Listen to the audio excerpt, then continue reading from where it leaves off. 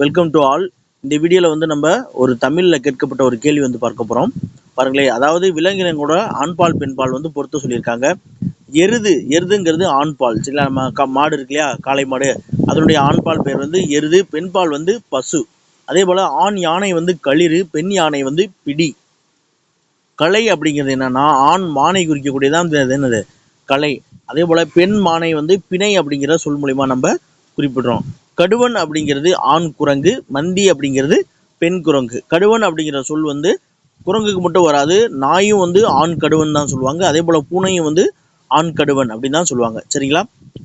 அடுத்து பாருங்களேன், இன்னொரு கேள்வியும் பார்த்துடலாம். அதாவது இரு வினைகளை அமைத்து எழுதுக அப்படின்னு சொல்லி கொடுத்துருக்காங்க. அதாவது இரண்டு வினை சொற்கள் கொடுப்பாங்க, ஒரு சொற்றொடர் கொடுத்துருப்பாங்க. அந்த தொடரில் விடுபட்ட இடங்களில் அந்த பொருத்தமான வினை சொல்ல நம்ம எடுத்து எழுதணும். அப்படி பார்த்தீங்கன்னா, மழைக்காற்று வீசியதால் பூவின் இதழ்கள் டேஸ், மயில் தொகையை டேஸ் அப்படின்னு சொல்லி கேட்டிருக்காங்க.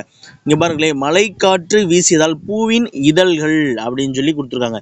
இதழ்கள் அப்படிங்கிறது இங்கே பன்மை. அப்போ அங்கே வரக்கூடிய வினையுமே வந்து என்னது, பன்மைக்குரிய வினை வரணும். அப்போ இங்கே பன்மை விகுதி வந்துச்சுன்னா விரிந்தன அப்படின்ற பன்மை விகுதி தான் வரணும். விரிந்தன அப்படிங்கிறது. விரிந்தது அப்படிங்கிறது ஒருமைக்கான விகுதி. அப்போ விரிந்தது வரக்கூடாது, விரிந்தன அப்படின்னு சொல்லி வரணும்.